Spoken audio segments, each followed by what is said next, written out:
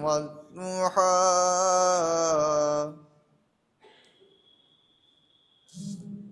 والليل إذا سجى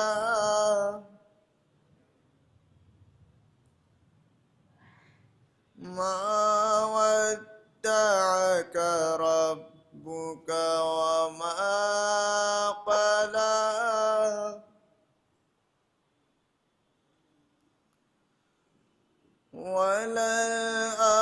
وللآخرة خير لك من الأولى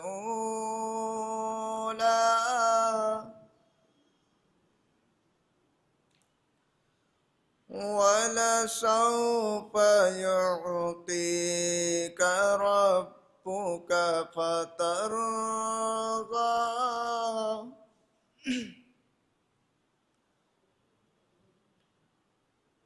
بسم الله الرحمن الرحيم والضحى والليل إذا سجى ما ودعك ربك وما قلى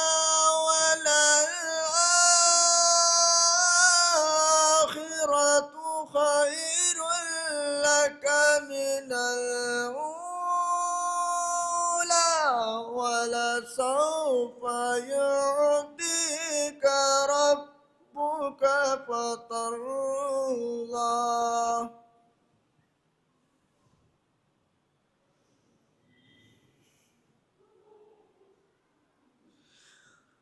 والضحى والليل إذا سجى ما ودعك ربك وما قلى وللآخرة خير لك من الأولى ولسوف يعطيك ربك فترضى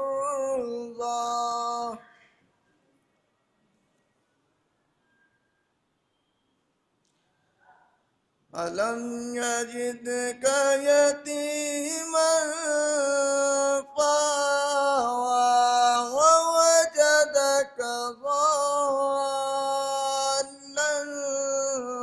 فهدى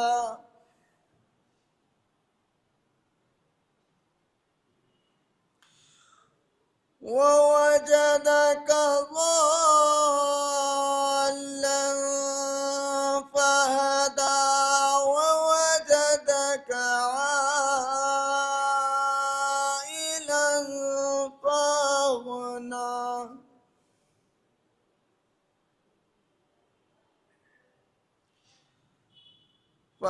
فأما اليتيم فلا تقهر وأما السائل فلا تنهر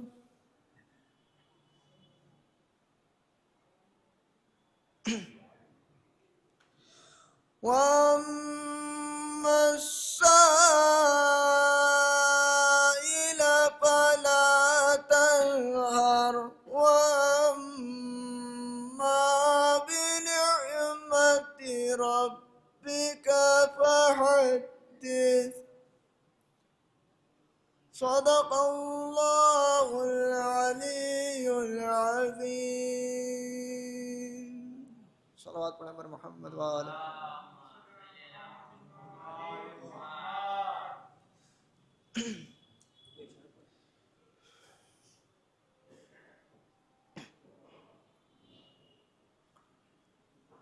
सनाए खुदा के बाद चार मिसरे आपकी समात आलिया के हवाले करता हूँ कि है खुदा सबसे बड़ा उससे बड़ा कोई नहीं है खुदा सबसे बड़ा उससे बड़ा कोई नहीं फिर मोहम्मद मुस्तफ़ा जिनसे बड़ा कोई नहीं है खुदा सबसे बड़ा उससे बड़ा कोई नहीं پھر محمد مصطفیٰ جن سے بڑا کوئی نہیں، تو بعد اس کے مشرق و مغرب میں چل کر دیکھ لو، بعد اس کے مشرق و مغرب میں چل کر دیکھ لو، ہر طرف ہے مرتضیٰ جن سے بڑا کوئی نہیں، بعد اس کے مشرق و مغرب میں چل کر دیکھ لو، ہر طرف ہے مرتضیٰ جن سے بڑا کوئی نہیں۔ ایک صلوات پڑھیں پر محمد وآل محمد۔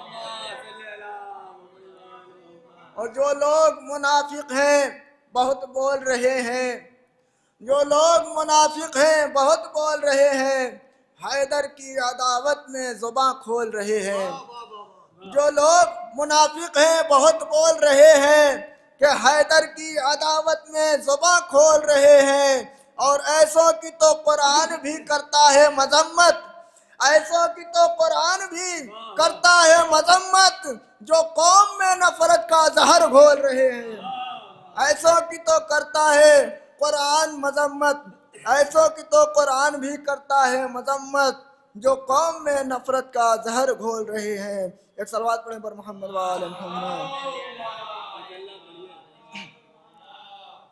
کہ مجھ سے یہ جب سوال ہوا کربلا کے بعد، مجھ سے یہ جب سوال ہوا کربلا کے بعد، کیا کیا ملا ہے تجھ کو بتا کربلا کے بعد، مجھ سے یہ جب سوال ہوا کربلا کے بعد، کیا کیا ملا ہے تجھ کو بتا کربلا کے بعد، تو میں نے جواب دے دیا سب کچھ ملا مگر رہبر حسین سا نہ ملا کربلا کے بعد، میں نے جواب دے دیا سب کچھ ملا مگر رہبر حسین سا نہ ملا کربلا کے بعد، اور تیروں کی زد پہ اصغر بشیر کی طرح، تیروں کی زد پہ اصغر بشیر کی طرح، اب تو بتا کہ کون ہنسا کربلا کے بعد، تیروں کی زد پہ اصغر بشیر کی طرح، اب تو بتا کہ کون ہنسا کربلا کے بعد، تو اس نے کہا خدا کی قسم جانتا ہوں میں، بے شک یزید گھٹ کے مرا کربلا کے بعد، اس نے کہا خدا کی قسم جانتا ہوں میں، بے شک یزید گھٹ کے مرا کربلا کے بعد، تو پوچھو یزیدیوں سے کوئی اپنے لال کا نام یزید کیوں نہ رکھا کربلا کے بعد، پوچھو یزیدیوں سے کوئی اپنے لال کا نام یزید کیوں نہ رکھا کربلا کے بعد۔ اور اس پر کا سب سے خوبصورت شعر میں آپ کی سماعت عالیہ کے حوالے کرتا ہوں کہ نام یزید کیوں نہ رکھا کربلا کے بعد، تو قربانی حسین سے اسلام کا شجر، قربانی حسین سے اسلام کا شجر ایسا بڑھا کے بڑھتا رہا کربلا کے بعد، قربانی حسین سے اسلام کا شجر ایسا بڑھا کے بڑھتا رہا کربلا کے بعد، ایسا بڑھا کے بڑھتا رہا کربلا کے بعد۔ ایک صلوات پڑھیں پر محمد وآل محمد۔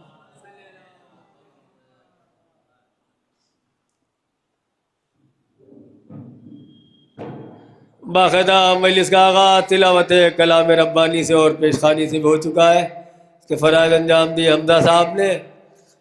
قطع سماعت فرمائیے گا کہ گر چاہتے ہو حشر میں پہچان زندگی، گر چاہتے ہو حشر میں پہچان زندگی، تو حاصل کرو حسین کی عرفان زندگی، حاصل کرو حسین کی عرفان زندگی، اور طیب ولائے آل محمد کے فیض سے، طیب ولائے آل محمد کے فیض سے، مرنے کے بعد ملتی ہے آسان زندگی، مرنے کے بعد ملتی ہے آسان زندگی۔ ایک اور قطع سماعت فرمائیے گا کہ جس نے در حسین پہ سجدہ نہیں کیا، جس نے در حسین پہ سجدہ نہیں کیا، خالق نے اس کے سر کو کبھی اونچا نہیں کیا، خالق نے اس کے سر کو کبھی اونچا نہیں کیا، اور قیمت بڑھا چڑھا کے لگائی گئی مگر، قیمت بڑھا چڑھا کے لگائی گئی مگر، ہم نے علی کے عشق کا سودا نہیں کیا، ہم نے علی کے عشق کا سودا نہیں کیا، اور پوری طرح سے مٹا دیا نام یزیدیت، پوری طرح سے مٹا دیا نام یزیدیت۔ زینب نے کوئی کام ادھورا نہیں کیا، زینب نے کوئی کام ادھورا نہیں کیا، اور جو شخص علی کی محبت میں مر گیا، جو شخص علی کی محبت میں مر گیا، اس کو علی نے قبر میں تنہا نہیں کیا، اس کو علی نے قبر میں تنہا نہیں کیا۔ اب میں گزارش کرتا ہوں جناب عارف سخنور صاحب سے تشریف لا، نعرہ صلوات۔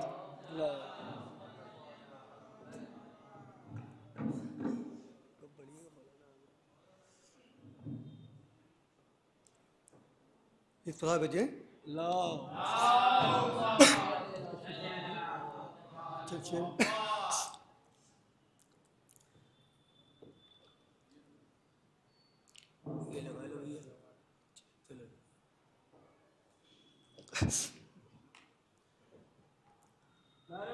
اللہم صلی اللہ علیہ وسلم۔ مجھ بابی چشم عنایت ہو گئی سجاد کی، مجھ بابی چشم عنایت ہو گئی سجاد کی، کر رہا ہوں اب تو میں بھی نوکری سجاد کی، کر رہا ہوں اب تو میں بھی نوکری سجاد کی، اس لیے تو آسماں پر آج بھی روشن ہے وہ، اس لیے تو آسماں پر آج بھی روشن ہے وہ، اس لیے تو آسماں پر آج بھی روشن ہے وہ، چاند اور سورج نے پائی روشنی سجاد کی، چاند اور سورج نے پائی روشنی سجاد کی۔ اس بات بجے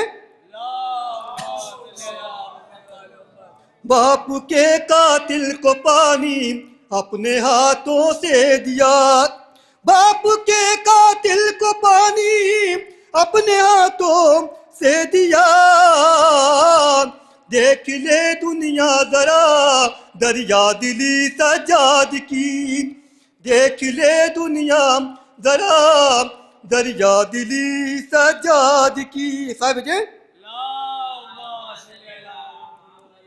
ہرملا مارا گیا جس دم سنا سجاد نے، ہرملا مارا گیا جس دم سنا سجاد نے، غم کے آئینے میں دیکھی ہی خوشی سجاد کی، غم کے آئینے میں دیکھی ہی خوشی سجاد کی، کربلا کے بعد ہر لمحہ غم شبیر میں، کربلا کے بعد میں ہر لمحہ غم شبیر میں، روک ہی گزری ہے ساری زندگی سجاد کی، روک ہی گزری ہے ساری زندگی سجاد کی، اے فرشتوں بعد میں تم پوچھنا مجھ سے سوال، اے فرشتوں بعد میں تم پوچھنا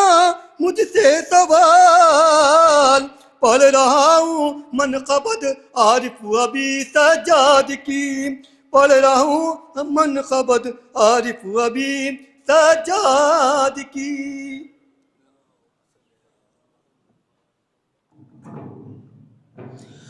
فرش عزا پر بیٹھ کر کتنا سکون ہے، فرش عزا پر بیٹھ کر کتنا سکون ہے، محسوس ہو رہا ہے کہ جنت میں آ گئے، محسوس ہو رہا ہے کہ جنت میں آ گئے۔ جو حضرات باہر تشریف رکھتے ہیں وہ فرش عزا پر تشریف لے آئیں۔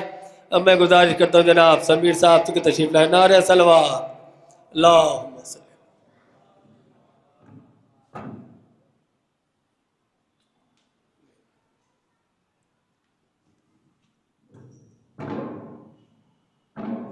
عظمت آل محمد پر بلند ترین صلوات۔ چند اشعار شہزادی فاطمہ زہرا سلام اللہ علیہا کے حوالے سے، ایک اور باواز بلند نعرے صلوات۔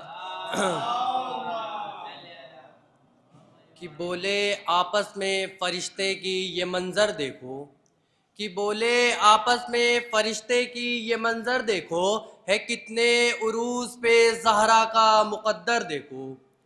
بولے آپس میں فرشتے کی یہ منظر دیکھو، ہے کتنے عروج پہ زہرا کا مقدر دیکھو۔ ارے آیتیں آتی رہی تو بیٹھے رہے محبوب خدا، آیتیں آتی رہی تو بیٹھے رہے محبوب خدا۔ فاطمہ آئیں تو اٹھتے ہوئے پیمبر دیکھو، فاطمہ آئیں تو اٹھتے ہوئے پیمبر دیکھو۔ نعرے صلوات۔ کہ آج اس مجلس میں موجودگی زہرا کی ہے، کہ آج اس مجلس میں موجودگی زہرا کی ہے، اور تم کو یہ دی ہوئی عزت بھی زہرا کی ہے۔ کہ آج بھی نعرے صلوات، کہ آج بھی اس مجلس میں موجودگی زہرا کی ہے، اور تم کو دی ہوئی عزت بھی زہرا کی ہے۔ ارے عظمتیں دو چار ہوں تو آدمی کر لے شمار، عظمتیں دو چار ہوں تو آدمی کر لے شمار۔ پوری سودانوں کی ایک تسبیح زہرا کی ہے، پوری سودانوں کی ایک تسبیح زہرا کی ہے۔ نعرے صلوات۔ کہ ہر مجلس بطول کا ایسے ہو اہتمام، ہر مجلس بطول کا ایسے ہو اہتمام، پردہ حق میں چہرہ باطل نہ چھپ سکے۔ کہ ہر مجلس بطول کا ایسے ہو اہتمام، پردہ حق میں چہرہ باطل نہ چھپ سکے۔ اور دنیا کے گوشے گوشے میں زہرا کے نام پر، دنیا کے گوشے گوشے میں زہرا کے نام پر اتنی ہو مجلس ہے کہ کہیں قاتل نہ چھپ سکے، اتنی ہو مجلس ہے کہ کہیں قاتل نہ چھپ سکے۔ نعرے صلوات۔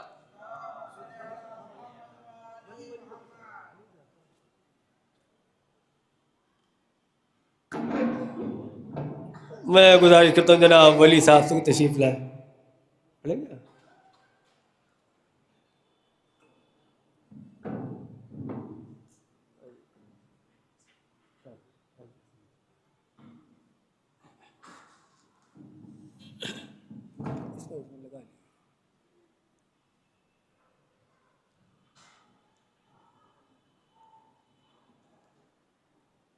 صلوات بر محمد وآل محمد۔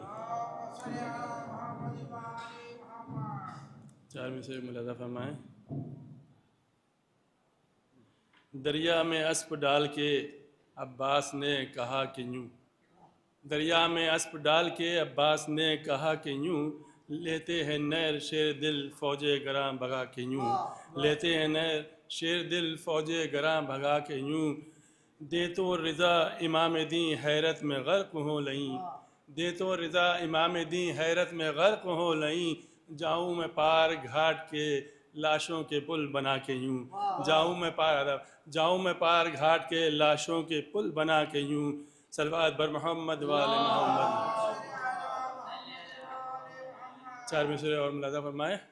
میری آنکھوں میں جو یہ عمرہ ہوا طوفان ہے، میری آنکھوں میں جو یہ عمرہ ہوا طوفان ہے، آنسوؤں کی شکل میں ظاہر ہوا ایمان ہے، آنسوؤں کی شکل میں ظاہر ہوا ایمان ہے، آنکھ میں اشک اذاں سر پر خاک کربلا، آنکھ میں اشک اذاں سر پر خاک کربلا، ہم عزاداروں کی دنیا میں یہی پہچان ہے، ہم عزاداروں کی دنیا میں یہی پہچان ہے۔ صلوات بر محمد وآل محمد۔ چار میں سے اور ملاحظہ فرمائے کہ عباس کے جو رن میں ہیں تیور کھچے کھچے، عباس کے جو رن میں ہیں تیور کھچے کھچے، عباس کے جو رن میں ہیں تیور کھچے کھچے، نظروں میں اہل شر کی ہیں خنجر کھچے کھچے، نظروں میں اہل شر کی ہیں خنجر کھچے کھچے، حیدر کی جنگ یاد ہے اس واسطے ولی، حیدر کی جنگ یاد ہے اس واسطے ولی، جبریل ساتھ ساتھ تو ہیں پر کھچے کھچے، جبریل ساتھ ساتھ تو ہیں پر کھچے کھچے۔ صلوات بر محمد وآل محمد۔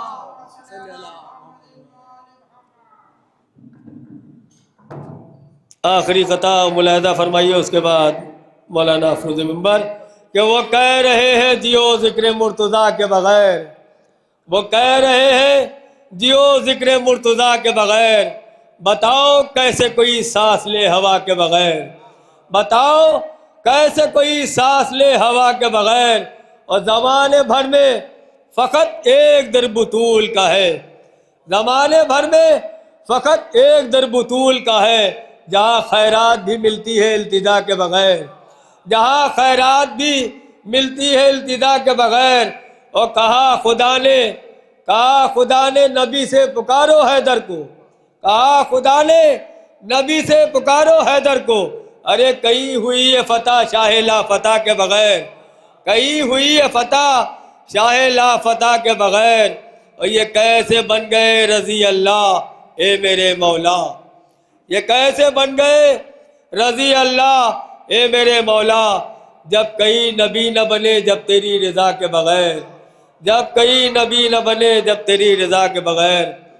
نہایتی ادب و احترام کے ساتھ گزارش کرتے حجت الاسلام عالی جناب مولانا استفا رضا صاحب قبلہ سے کہ مجلس سیوم برائے سال ثواب قدسیہ نقوی بنت افسر حسین صاحب مرحوم کی مجلس و خطاب فرمائے۔ جو حضرات باہر تشریف رکھتے ہیں وہ فرش ادا پر تشریف لے آئے۔ نعرہ حیدری، نعرہ حیدری۔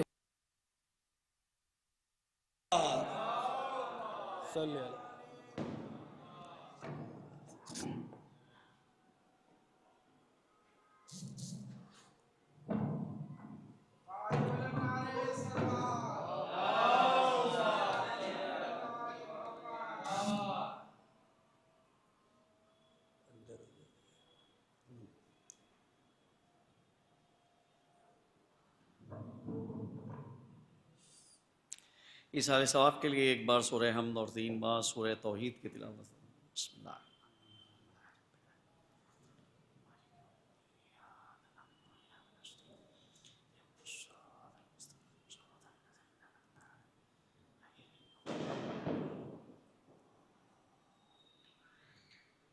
بسم اللہ الرحمن الرحیم۔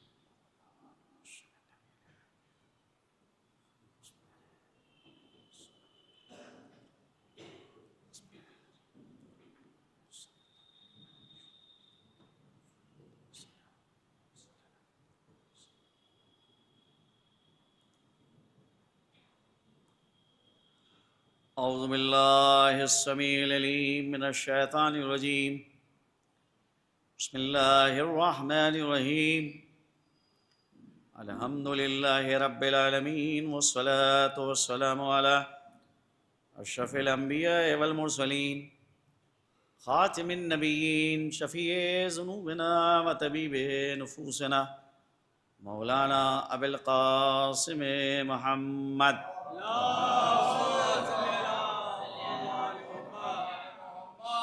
وآلہ الطیبین الطاہرین ولعنۃ اللہ علی اعدائہم اجمعین من الآن الی قیام یوم الدین، اما بعد فقد قال اللہ تبارک و تعالی فی کتابہ المبین وهو اصدق الصادقین وقولہ الحق۔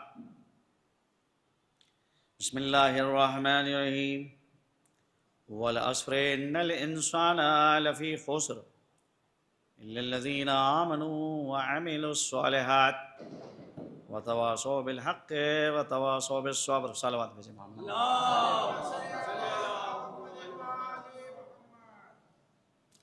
قرآن کریم کا ایک مختصر سورہ جس میں اللہ سبحانہ و تعالی قسم کھا رہا ہے عصر خاص کی، کہ قسم ہے عصر خاص کی کہ بے شک انسان خسارے میں ہے، سوائے ان لوگوں کے کہ جو لوگ ایمان لائے اور نیک اعمال انجام دیتے ہیں اور ایک دوسرے کو حق کی وصیت کرتے ہیں اور ایک دوسرے کو صبر کی وصیت کرتے ہیں۔ یوں تو قرآن کریم میں مجموعی طور کے اوپر 114 سوریں ہیں۔ عالم اسلام کی ایک مشہور شخصیت امام شافعی کا یہ فقرہ ہے کہ اگر اللہ سبحانہ و تعالی 113 سوریں نازل نہ کرتا، صرف ایک سورہ نازل کرتا، سورہ والعصر، اور اسی کو پورا قرآن قرار دیتا. تو قیامت تک آنے والے انسانوں کی ہدایت کے لیے یہ سورہ کافی تھا. ہدایت کے جتنے پہلو ہیں وہ سارے پہلو اس سورے کے اندر جمع ہو گئے. اللہ بسم اللہ کے بعد قسم کھا رہا ہے عصر خاص، اور عصر بہرحال معمولاً اس کا ترجمہ یہ کیا جاتا ہے زمانہ، لیکن مشخص نہیں ہے کہ یہ کون سا زمانہ ہے. یہاں کے اوپر عصر کے اوپر ایک الف لام ہے جس کے معنی تقریباً یہ نکلیں گے عصر خاص، کیونکہ اگر تنہا لفظ عصر ہوتا عین صاد رے تو معنی یہ ہوتے کوئی بھی زمانہ کوئی بھی وقت، لیکن جب عصر کے اوپر الف لام داخل ہوا ہے تو اس کے معنی ہوئے ایک مخصوص زمانہ، ایک مخصوص وقت. جیسے آپ دیکھیے ایک لفظ ہے عربی میں یوم کا لفظ، تو آپ یوم کا جب ترجمہ کرتے ہیں تو یوم کے معنی ہوتے ہیں دن کے، لیکن جب اس یوم کے اوپر آپ الف لام کو داخل کرتے ہیں تو اس کے معنی ہوتے ہیں الیوم آپ نے کر دیا تو آج کا مخصوص دن. ویسے ہی لفظ عصر ہے، اگر بغیر الف لام کے ہوتا تو یہاں معنی ہوتے کوئی بھی زمانہ کوئی بھی وقت، لیکن جب اس پر الف لام آ چکا ہے تو اس کے معنی ہوئے ایک مخصوص زمانہ، ایک مخصوص وقت. اب یہ مخصوص زمانہ کون سا مخصوص زمانہ ہے، کون سا مخصوص وقت ہے، اللہ نے قرآن میں اس کا ذکر نہیں کیا. اس کو کون بتائے گا کہ یہ مخصوص زمانے سے مراد یہاں پہ کون سا مخصوص زمانہ ہے؟ کہ یہ چیز اگر آپ کو پوچھنا ہے، دریافت کرنا ہے، تو جن لوگوں نے قرآن کی تفسیر بیان کی ہے ان سے پوچھئے، مفسرین سے دریافت کیجئے. مفسر اس کو کہتے ہیں کہ جو قرآن کے الفاظ پہ حجابات پڑے ہیں، جو ان حجابات کو اٹھائے اور ان کا مصداق معین کرے اسے کہتے ہیں مفسر. کشف القنا، نقاب اٹھانے والا. الفاظ قرآنی پہ حجابات ہیں، پردے ہیں، اللہ نے اس لفظ کو حجابات کے ساتھ بیان کیا ہے. اب جو حجابات اٹھائے اور اس کا مصداق معین کرے اسے کہتے ہیں مفسر. اب بہرحال بہت سے ایسے الفاظ ہیں قرآن کے اندر کہ جہاں اللہ نے ایک لفظ بیان کیا ہے لیکن اس کا مصداق نہیں بیان کیا ہے. مثال کے طور کے اوپر حافظوا الصلوات والصلاۃ الوسطی، نمازوں کی پابندی کرو، اور خاص طور پہ بیچ والی نماز صلاۃ وسطی. پوچھئے جا کر کہ صلاۃ وسطی سے مراد کون سی نماز ہے؟ الگ الگ نظریات ہیں، جس کی جو تحقیق ہے وہ اپنی تحقیق کے مطابق اس کو بیان کرتا ہے کہ بھئی یہاں پر صلاۃ وسطی سے مراد نماز ظہر ہے یا نماز عصر ہے یا نماز مغرب ہے یا نماز عشاء ہے. کوئی کہتا ہے نماز ظہر ہے مراد یہاں پہ، کسی نے کہا نہیں نماز عصر مراد ہے، دوسرے آئے انہیں نے کہا کہ نہیں نماز مغرب مراد ہے. تو اللہ نے تو نہیں بیان کیا، بس یہ کہا ہے کہ حافظوا الصلوات والصلاۃ الوسطی، نمازوں کی پابندی کرو، خاص طور پہ نمازیں بیچ والی نماز کی.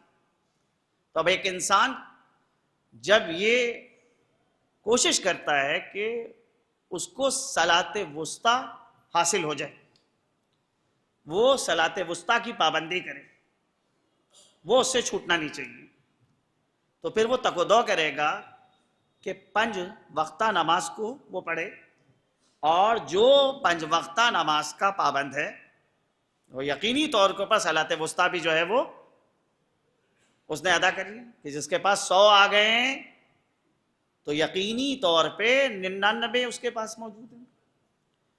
جو 5 وقت نماز پابندی کے ساتھ پڑھ رہا ہے تو وہ صلاۃ وسطیٰ کا بھی پابند ہے. تو بہرحال مفسرین جو ہیں وہ اپنی اپنی تحقیق کے مطابق مصداق بیان کرتے ہیں. اگر مفسرین سے پوچھا جائے کہ یہاں سورہ والعصر میں عصر سے مراد کیا ہے، کون سا زمانہ ہے، تو بعض مفسرین یہ کہتے ہیں کہ یہاں پر عصر سے مراد عصر پیغمبر اسلام ہے. وہ زمانہ انتہائی کامیاب ترین زمانہ تھا کہ جب پیغمبر ہمارے درمیان موجود تھے، پیغمبر کی زبانی ہم آسمانی خبروں کو سنتے تھے. جب وحی کا سلسلہ جاری و ساری تھا، انسان قانون الہی سے آشنا ہوا تھا، عصر جاہلیت کا خاتمہ ہوا تھا، اسلام طلوع ہوا تھا. وہ دور انتہائی کامیاب ترین دور ہے کہ جب اسلام طلوع ہو رہا ہے، بشر عصر جاہلیت سے عصر اسلام میں قدم رکھ رہا ہے. اس دور کو اللہ نے ایک معیاری زمانہ قرار دیا ہے. اس بنا کے اوپر اللہ اس زمانے کی قسم کھا رہا ہے. والعصر یعنی قسم ہے عصر محمد کی، عصر اسلام کی. ان الانسان لفی خسر، کہ بے شک انسان خسارے میں ہے. اب میں نے خسر کا ترجمہ خسارہ کر دیا. عام طور پہ لوگ ترجمہ کرتے ہیں کہ انسان گھاٹے میں ہے.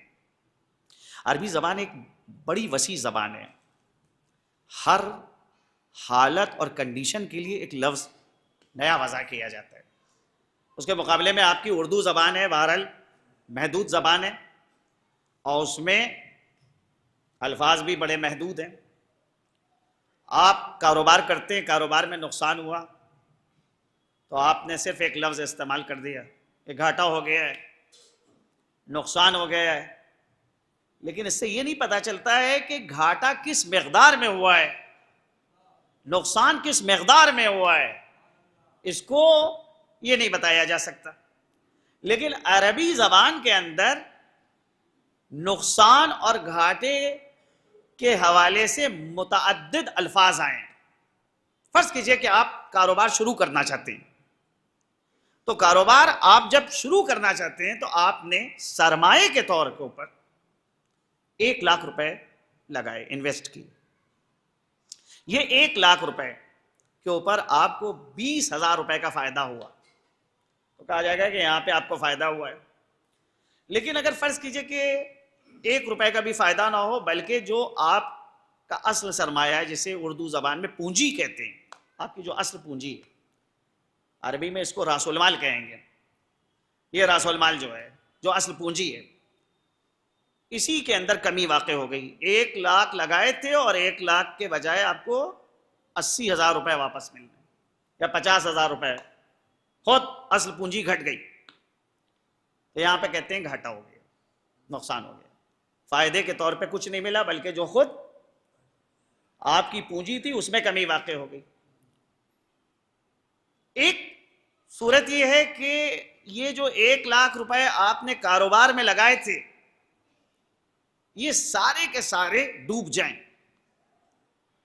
1 روپیہ بھی آپ کو واپس نہ ملے. تو یہاں پر بھی آپ لفظ گھاٹا استعمال کرتے ہیں. گھاٹا ہو گیا، نقصان ہو گیا، ساری پونجی ڈوب گئی. عربی میں یہاں کے اس کیفیت کو بیان کرنے کے لیے لفظ خسارہ اور لفظ خسر کا استعمال ہوتا ہے. سورہ والعصر کی تفسیر میں اہل سنت کے ایک بزرگ عالم ہیں فخر الدین رازی، اپنی تفسیر مفاتح الغیب میں وہ ایک واقعہ لکھتے ہیں کہ ایک ولی خدا کا بازار سے گزر ہو رہا تھا. اس نے ایک برف بیچنے والے کو دیکھا کہ جو چیخ چیخ کے آوازیں لگا رہا ہے، ارحموا من یذوب راس مالہ، ارے رحم کرو اس پر کہ جس کی پونجی ڈوبی جا رہی ہے، جس کا اصل سرمایہ ڈوبا جا رہا ہے. اس ولی خدا نے جب برف بیچنے والے کی زبان سے یہ فقرے سنے، کہا سبحان اللہ، یہ شخص سورہ والعصر کی کتنی اچھی تفسیر کر رہا ہے. برف ایک ایسا سرمایہ ہے، خواہ انسان چاہے خواہ نہ چاہے یہ سرمایہ تیزی سے گھل لائے. عقل مند انسان وہ ہے کہ اس سرمایہ کو کسی دوسرے سرمایہ میں تبدیل کر دے. انسان کی زندگی، انسان کا وجود مثل برف کے، خواہ انسان چاہے خواہ نہ چاہے یہ سرمایہ تیزی سے گھلنا ہے. اب اگر انسان چاہتا ہے کہ اس سرمایہ کو محفوظ رکھے تو ایمان کی دولت سے اس سرمایہ کو تبدیل کر دے. جب تک ایمان رہے گا تب تک کہ انسان باقی رہے گا. صلوات بھیجے محمد والے.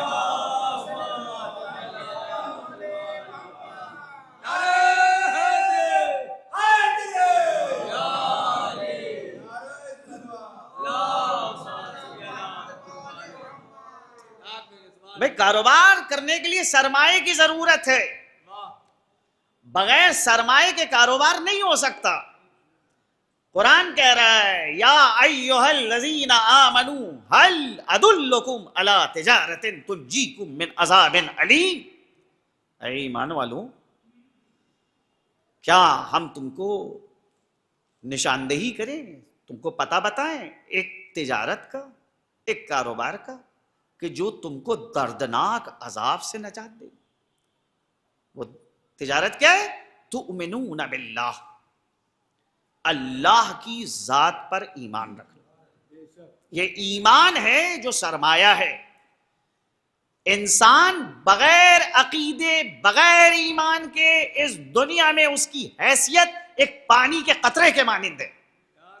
اس پانی کے قطرے کو آپ ہتھیلی پہ رکھے ہیں، نہ معلوم کب خشک ہو جائے، زیادہ عرصہ ہتھیلی پہ نہیں رہے گا. لیکن وہی پانی کا قطرہ جب آپ آب کثیر سے متصل کر دیتے ہیں، حوض میں لے جا کے ڈال دیتے ہیں، سینٹیکس میں لے جا کے ڈال دیا، تالاب میں لے جا کے ڈال دیا، سمندر میں لے جا کے ڈال دیا. اب سوال کیا جاتا ہے کہ وہ پانی کا قطرہ کب تک رہے گا؟ کہ جب تک سمندر کا پانی ہے اس وقت تک یہ پانی کا قطرہ محفوظ ہو گیا. جب تک تالاب کا پانی ہے اس وقت تک یہ پانی کا قطرہ محفوظ ہو گیا. تو بہرحال قطرہ جب سمندر سے مل جاتا ہے تو اس کے اندر وہ سارے خصوصیات پیدا ہو جائیں گے جو سمندر کے اندر خصوصیات پائی جاتی ہیں. اب وہ موج بننے کی بھی صلاحیت رکھتا ہے، وہ طوفان بھی برپا کر سکتا ہے. انسان جب تک ایمان نہ رکھے، عقیدہ نہ رکھے، اس وقت تک ایک پانی کے قطرے کے مانند. اور جب ایمان اور عقیدہ قائم ہوتا ہے، دیکھیے عقیدہ عقد سے ہے. عقد کے معنی ہوتے ہیں گرہ لگانا، یعنی دو رسی کے سرے ہیں، جب آپ ان کے درمیان گرہ لگاتے ہیں تو وہ دو ایک ہو جاتے ہیں. دو لوہے کے ٹکڑے ہیں، آپ نے ان دونوں ٹکڑوں کو ویلڈ کر دیا تو ایک ہو گئے. انسان جب اللہ کی ذات پر عقیدہ رکھتا ہے، ایمان قائم کرتا ہے، تو گویا اللہ سے اپنا اس نے ایک رابطہ برقرار رکھا. اب جب اللہ کی ذات سے رابطہ برقرار ہو چکا ہے تو پھر بہرحال جو صفات الہی ہیں مومن کے اندر وہ صفات متجلی ہوں گے، ظاہر ہوں گے. پھر مومن ان صفات کا مظہر بنے گا جو صفات صفات الہیہ ہیں. اب اللہ کی قدرت ظاہر ہوگی، اسی مومن کے اندر ظاہر ہوگی. اب اللہ کا علم ظاہر ہوگا، مظہر صفات الہیہ یہ مومن قرار پائے گا. جتنا زیادہ رابطہ قوی ہوتا ہے اتنے زیادہ یہ صفات نمایاں ہوتے ہیں. انسان مظہر قرار پاتا ہے صفات الہیہ. آپ آئینے کے سامنے کھڑے ہوں، آئینہ آپ کی ذات کا مظہر ہے، آپ کی تصویر کو نمایاں کرے گا. جتنا زیادہ آئینہ صاف ہوگا اتنی بہتر تصویر نمایاں ہوگی. جتنا رابطہ اللہ کی ذات سے قوی ہوگا اتنا زیادہ انسان صفات الہیہ اس کی ذات میں نمایاں ہوگا. پھر وہ اب کسی طاقت سے نہیں ڈرے گا، کسی قوت سے نہیں ڈرے گا، کسی اقتدار سے خوفزدہ نہیں ہوگا. کیوں؟ کیونکہ اللہ سے رابطہ. شب جمعہ کی دعاؤں کے اندر ایک فقرہ ہے، مرحوم شیخ عباس قمی رضوان اللہ تعالیٰ علیہ نے مفاتیح الجنان کے اندر جو شب جمعہ کی دعائیں ذکر کی اس میں فرماتے ہیں امام الہی ان وضعتنی فمن ذا الذی یرفعنی، خدایا اگر تو نے مجھے پست کر دیا پھر کس میں مجال ہے جو مجھے بلند کر سکے، وَإِن رَفَعْتَنِي فَمَنْ ذَا الَّذِي يَضَعُنِي، خدایا اگر تو نے مجھے بلند کر دیا تو پھر کون ہے جو مجھے پست کر سکے۔ اللہ کی ذات سے رابطہ جتنا زیادہ انسان کا قوی ہوتا ہے، مضبوط ہوتا ہے، شیطانی وسوسے، شیطانی خیالات، شیطانی طاقتوں سے پھر انسان خوفزدہ نہیں ہوتا ہے۔ ہاں بہرحال جو اللہ سے دور ہوگا تو پھر ہر شے سے ڈرتا ہے۔ ایمان کا مرحلہ یہ مسئلہ یہ ہے کہ ایمان کا چراغ اگر دل کی گہرائیوں میں روشن ہے تو اس کے اثرات باہر بھی دکھیں گے۔ آپ دیکھ لیجئے کہ اس امام باڑے کے اندر یہ مختلف لائٹیں لگی ہوئی ہیں، یہ لائٹ، یہ ٹیوب لائٹس امام باڑے کی فضا کو منور کر رہی ہے، یہاں کے اوپر بھی روشنی ہے اور باہر بھی روشنی کی کرنیں نکل رہی ہیں۔ ویسے ہی ایمان کا مسئلہ ہے کہ ایمان کا چراغ اگر انسان کے دل میں روشن ہے تو عمل کی شکل میں وہ نمایاں ہوگا۔ تو ایمان ہے سرمایہ، یہ سرمایہ اس وقت تک سرمایہ رہے گا، فائدہ دیکھنا ہے کہ اس سرمایہ میں فائدہ ہوا یا نہیں ہوا، تو عمل صالح کے ذریعے سے فائدہ ظاہر ہوتا ہے۔ جب عمل صالح نمایاں ہو، نیک اعمال ظاہر ہوں، بھائی عقیدہ وہ لائق تعریف نہیں ہے جو مقام عمل میں نہ دکھے، وہی عقیدہ لائق تعریف ہے جو مقام عمل میں دکھے۔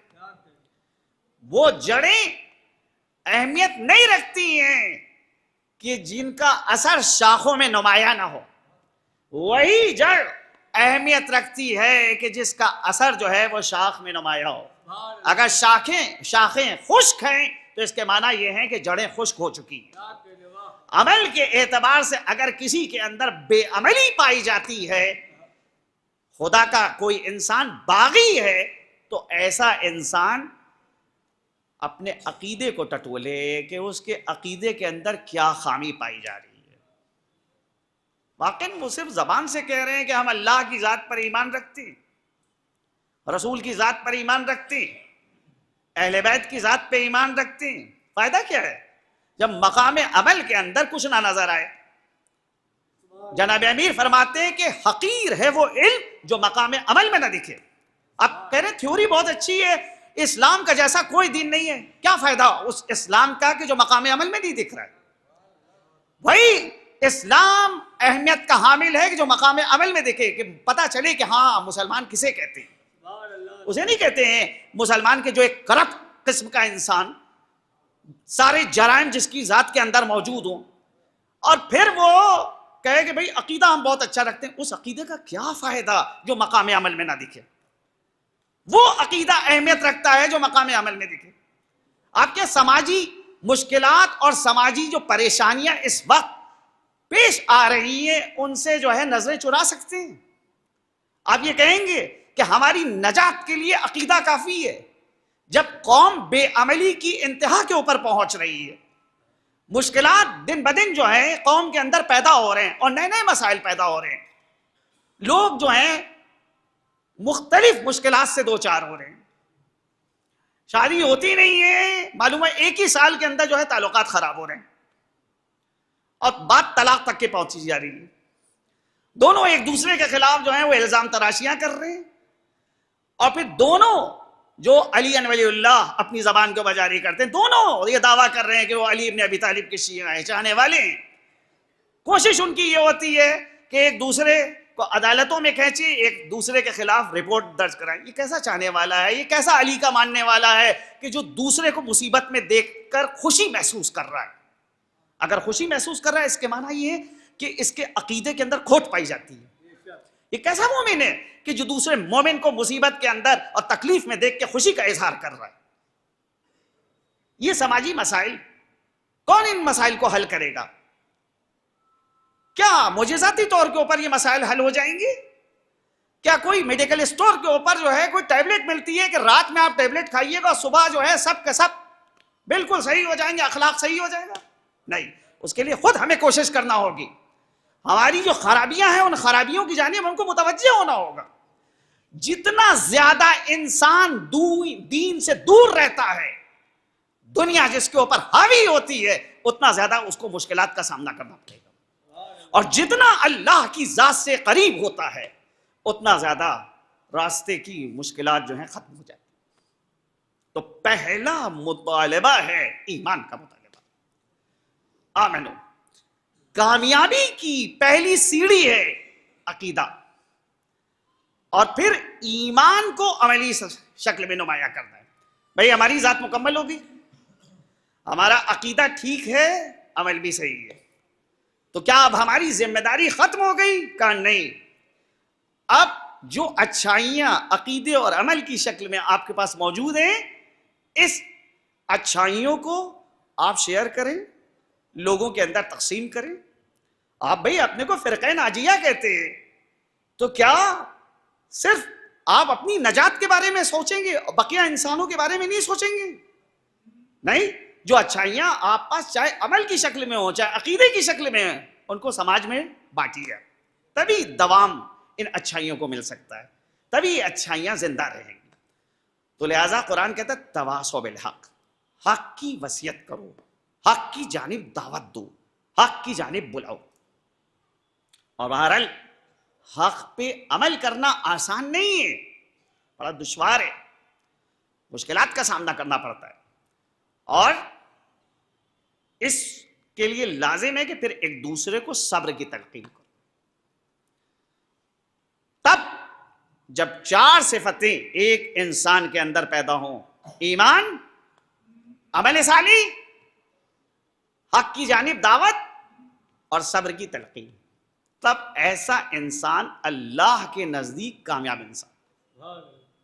لیکن اگر چار صفتوں میں سے صرف کوئی ایک صفت ہو, عزیزان گرامی, حالات جتنی تیزی سے دنیا کے تبدیل ہو رہے ہیں, واقعی لمحے فکریہ ہے, ہم اپنے سلسلے میں خود فیصلہ کر سکتے ہیں کہ کل وہ ذات جب ظاہر ہوگی کہ جس کا ہم اور آپ انتظار کر رہے ہیں, واقعی ہم ان کے ہمراہ ہوں گے یا ان کے ہمراہ نہیں ہوں گے, کیونکہ گزشتہ امتوں میں اس کی مثالیں موجود ہیں.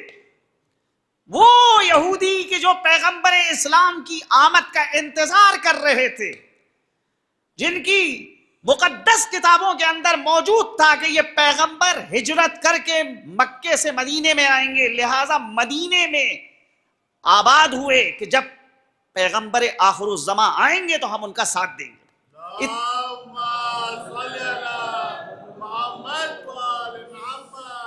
اتنی شدت سے انتظار کر رہے ہیں. لیکن کیا ہوتا ہے, جب نبی آتے ہیں تو معلوم ہوا کہ وہی شخصیتیں جو انتظار کر رہی تھی وہ نبی کے مقابلے پہ کھڑی ہو گئی. ابھی تو کتنی جنگیں ہوئی ہیں, جنگ خیبر جو آپ لوگ سنتے رہتے ہیں, بنی قریظہ, بنی نذیر, بنی قینقاع, یہ ساری جنگیں یہودیوں سے ہوئی ہیں. کیا ہو گیا کہ جو کل کے منتظر تھے وہ پیغمبر آخر الزماں کے مقابلے پہ کیسے آ گئے؟ کا وجہ کیا ہے, سبب کیا ہے؟ خواہشات نفسانی. بھائی وہ کاروبار جو ان کا تھا زیادہ تر وہ سودی کاروبار تھا. پیغمبر آئے قانون الہی لے کے, کہہ رہے یہ کاروبار صحیح نہیں ہے, جو سود کے اوپر معاملہ کرے, سود دے یا سود لے, دونوں غلط ہیں چیزیں. قرآن صاف صاف کہہ رہا ہے حرب من اللہ و حرب من رسول ہی, اللہ اور اس کے رسول سے وہ جنگ کر رہا ہے جو سود خوری کر رہا ہے, سودی نظام چلا رہا ہے. اب پیغمبر کے اوپر ایمان لانے کے معنی یہ ہے کہ اپنے پورے کاروبار سے ہاتھ اٹھا دیا جائے. جب کاروبار سے ہاتھ اٹھا لیا جائے گا تو کیا بچے گا؟ تو بہتر یہی ہے کہ ایمان ہی نہ لایا جائے, انکار کر دیا جائے, کہہ دیا جائے کہ آپ رسول نہیں ہیں. تو کل کے جو منتظر تھے وہ پیغمبر کے مقابلے پہ آ گئے.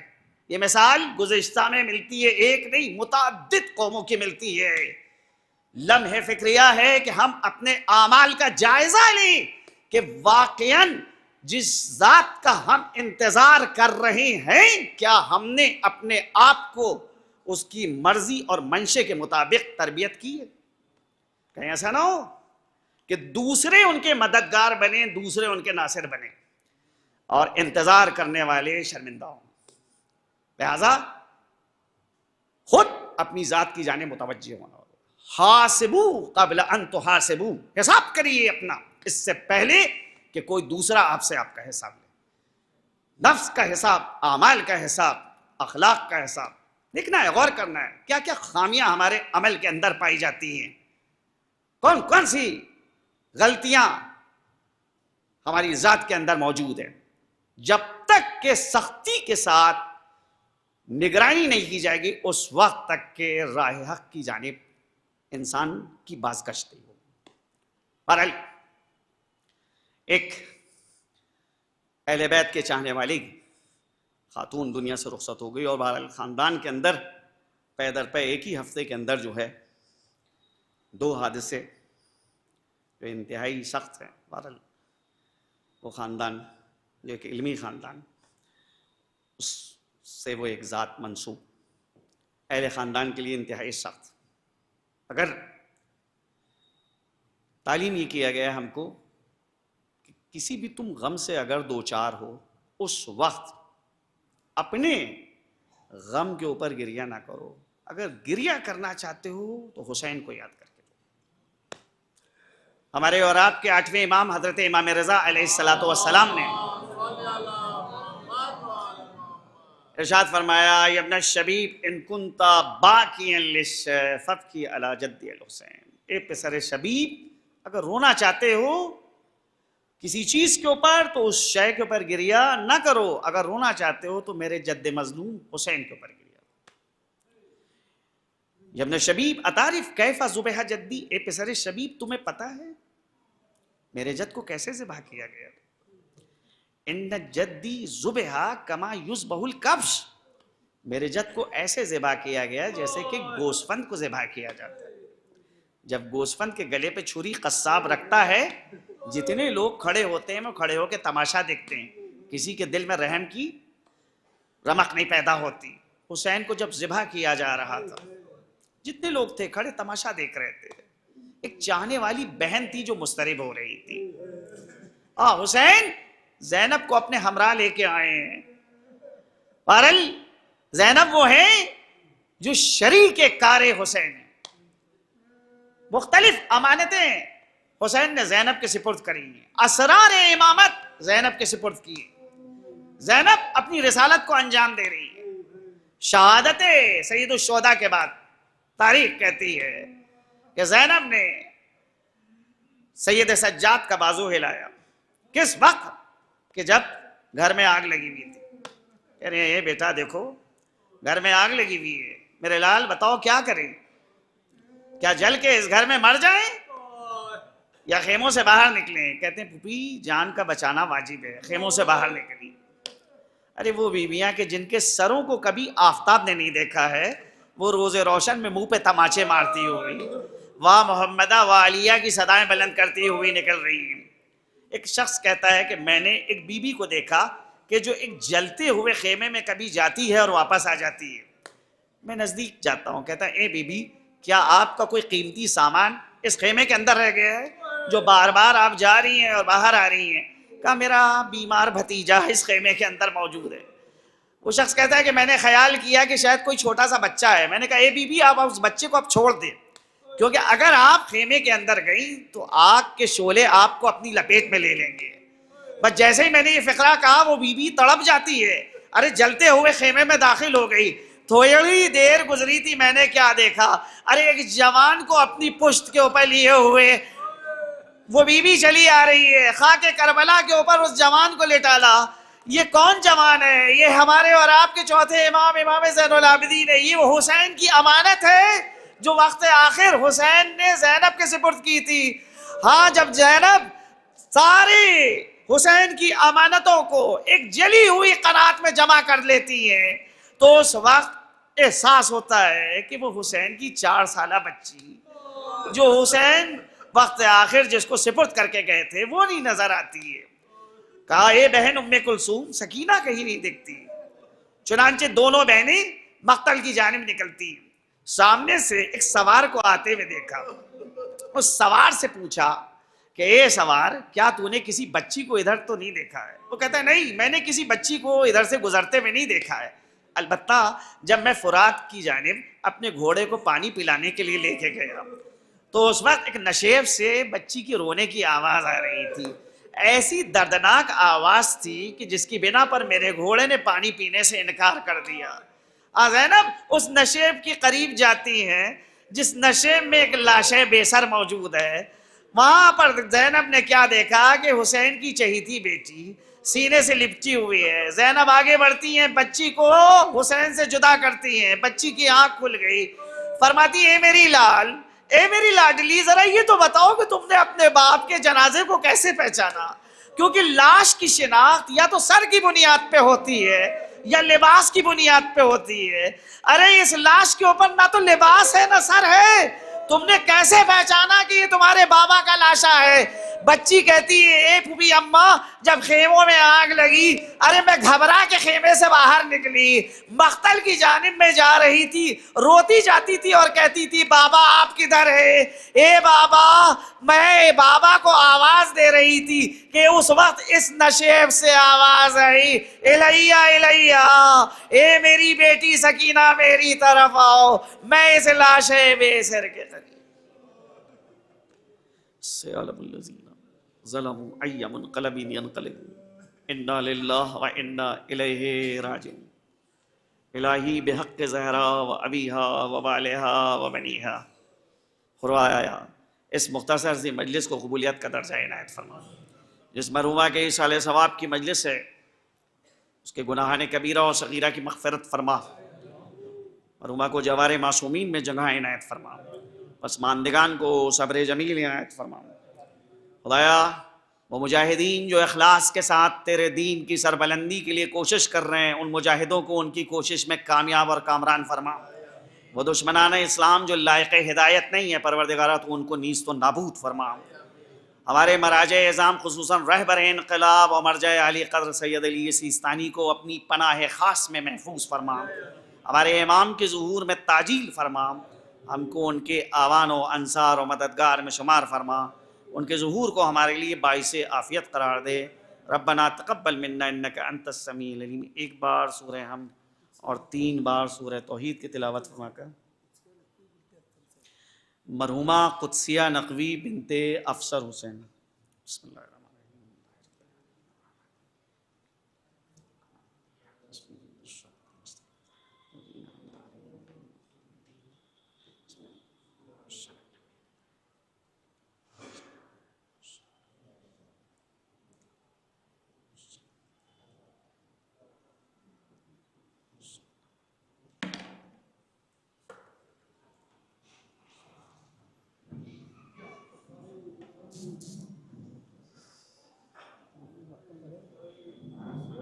حسین حسین حسین حسین حسین حسین حسین حسین۔ جانیے کیا کیا چھوٹ گیا،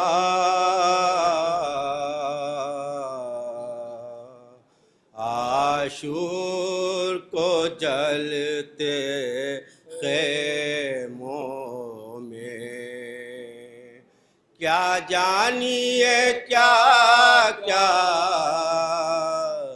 چھوٹ گیا، عاشور کو جلتے خیموں میں، گھبرا کے نکل آئیں بالوں، گھبرا کے نکل بے شیر کا جھولا چھوٹ گیا، عاشور کو جلتے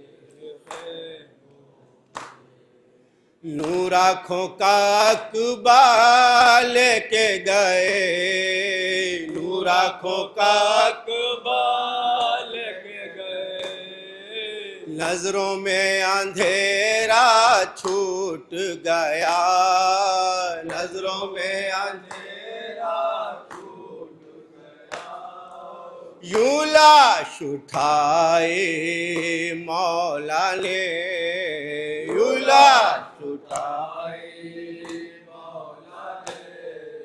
برچھی میں کلیجہ چھوٹ گیا، عاشور کو ساحل کے قریب گھوڑے سے گرے، ساحل کے قریب گھوڑے سے گرے، عباس کو جلتی خاک ملی، عباس کو جلتی خاک ملی، شبیر کا دامن چھٹ نہ سکا، شبیر کا بہتا ہوا دریا چھوٹ گیا،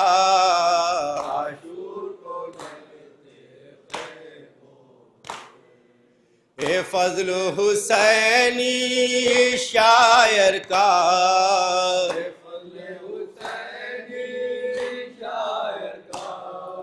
شبیر سے بڑھ کر کوئی نہیں، شبیر سے بڑھ کر کوئی نہیں، مولا کا بھروسہ جب سے کیا، مولا کا بھروسہ جب سے کیا، دنیا کا سہارا چھوٹ گیا،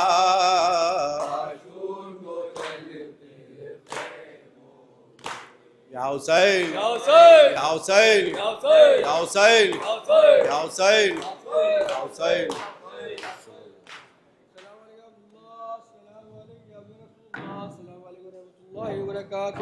السلام علیکم السلام علیکم مولاي غریب الغرباء، السلام علیکم وإن الضعفاء والفقراء، السلام علیکم الشروس، السلام علیکم عیسی النفوس، السلام علیکم ایها المدفون بیارتوس، السلام علیکم موتی وشیدی دوار فی الجزا، السلام علیکم سلطان عرب الجم، السلام علیکم یا ابو الحسن، السلام علیکم ورحمۃ اللہ وبرکاتہ، السلام علیکم مولانا صاحب العصر والزمان، السلام علیکم خلیفۃ الرحمن، السلام علیکم مسیح الجان، السلام علیکم یا معظم الایمان، السلام علیکم یا شریع القرآن، السلام علیکم امام زماننا ھذا، عجل اللہ تعالیٰ فرجک وصلی اللہ تعالیٰ مخرجک وظہورک وجانا وانک وانصارک، السلام علیکم ورحمۃ اللہ وبرکاتہ۔ ایک چابی ہے